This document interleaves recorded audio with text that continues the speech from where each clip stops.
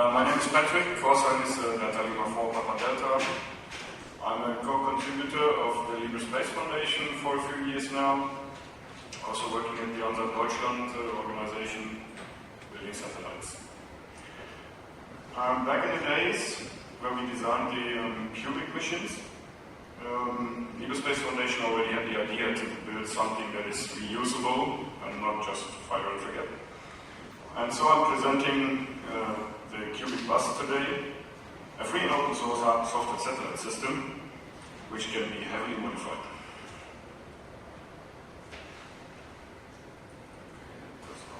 More.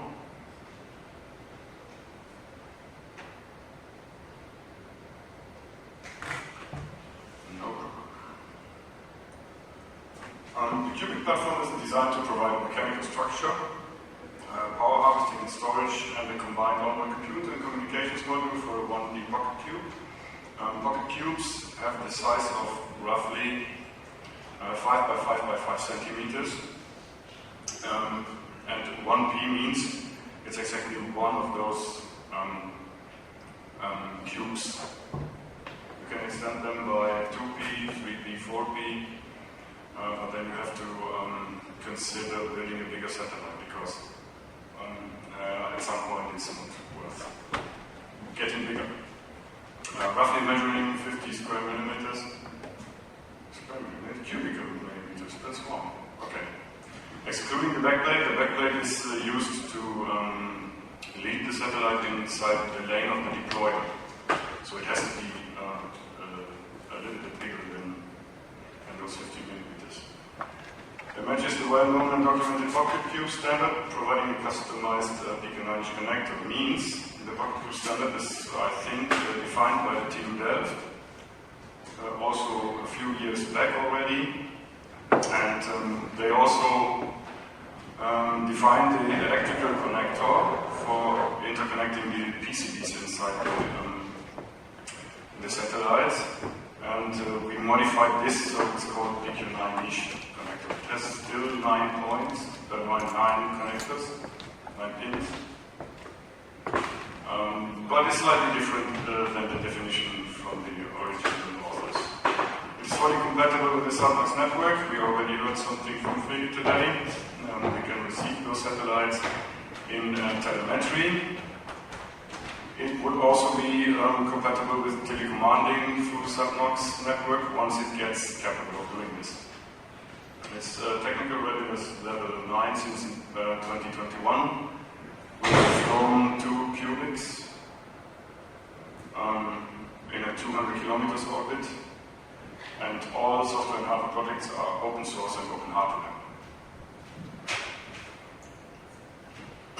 The structure is basically shown here. We are starting on the left with a satellite, a solar panel, and 3-4 other solar panels are wrapped around the satellite. It's providing a mechanical structure. You can see, I don't have the electric button now, you can see here, it's the mechanical structure. It's of aluminum and brass, made of aluminum and brass. This on the right side is the backplate that extends to 50 millimeters. And we also have an antenna with a deployment mechanism on this plate. Yeah, providing the onboard computer and comms module on the lower side. Then a custom payload can be applied. The battery management system is following this.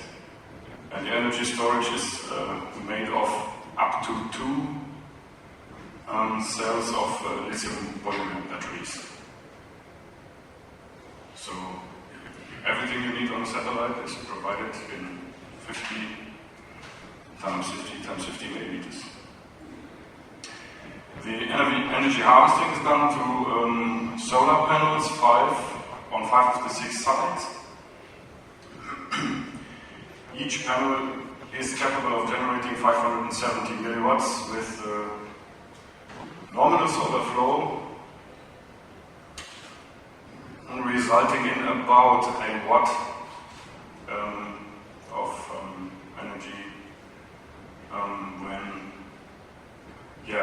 by sun. You cannot shine the sun on all 5 sides similarly. That's not possible with the orientation in space. Yeah, the energy is stored, I told already, in 1 or 2 C-LiPo cells, each of 3.7 watt-hours. The battery management power system is designed to deliver 3.3 volts at 2 amps max on the QUBIK Bus. So everything should be designed for 3.3 volts here. The OBC and comms, OBC is for onboard computer, and comms is the communication submodule structure, is combined in one single board, providing STM32 computing power and the AX5043 RF chip, unfortunately no longer produced by Omni semiconductor. Yeah, I think it was the producer. But there are plenty of components available still. It is capable of transmitting UHF and VHF bands. Communication types is limited just by the implementation of the library, but supports actually GMSK, GFSK, PPSK, QPSK with data rates up to 125 kilobits per second.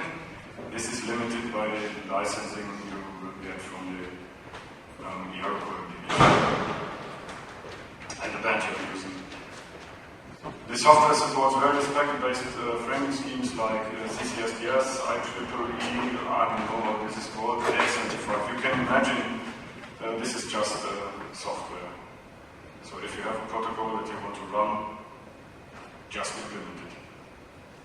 It comes with a CAN, it's a one-wire CAN available, specially designed for this PQ9-ish connector. UART I2C one-wire interfaces on the PQ9 bus. A dipole antenna with deployment mechanism is located at the backplane. I showed it on the excursion scheme. There are plenty of other things to run a satellite on this backplate, but that's the basic functionality. The payload on the QUBIKs was just the dummy mass. It was like, I don't know, 50 grams or something like that. And to make the satellite as heavy as possible. If you're in a low Earth orbit, you need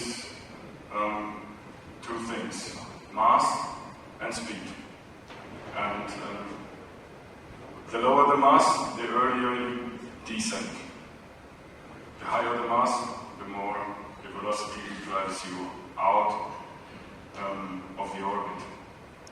And you have to recognize that there is still atmosphere left and this is breaking and slowing down your satellite.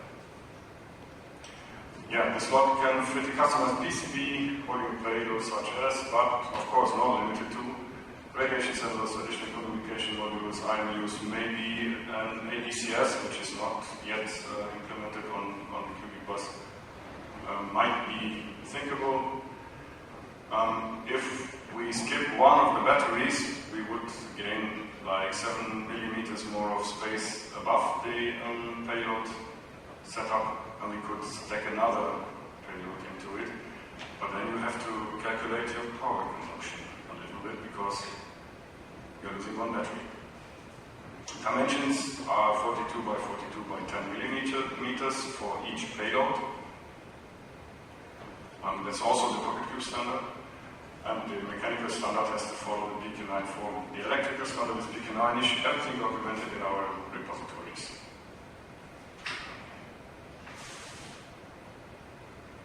The QUBIK mission was flown in 2021 with the Ansat Germany, Ansat Deutschland, the Erminas missions, currently up to 3. We do not know when we will launch yet. SIDLOP-Q is also a variant of the SIDLOP mission. And I have seen plenty of QUBIK-alike missions already, but I don't know the names, and not everyone tells us that they are using our structures. Yeah.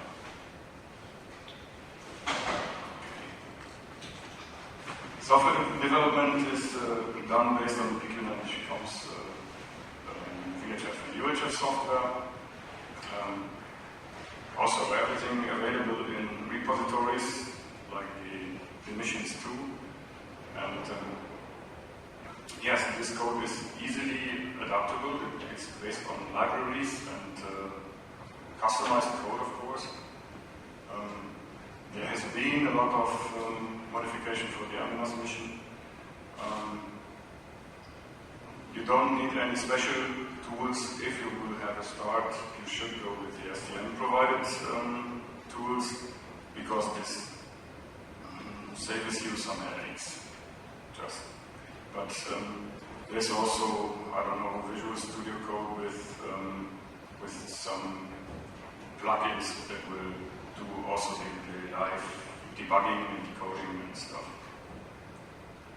Yeah, examples, as you can guess, are in our GitLabs, and also for CI continuous integration, there are examples available to build the firmware software on the fly. So if we are making a merge request, it gets accepted, it gets uploaded, we tag it, and then it generates the firmware on the fly. Yeah. So software development is pretty awesome. Okay, I've got some images here. These are to build pocket cubes and a little bit of software coding. I'm open to questions.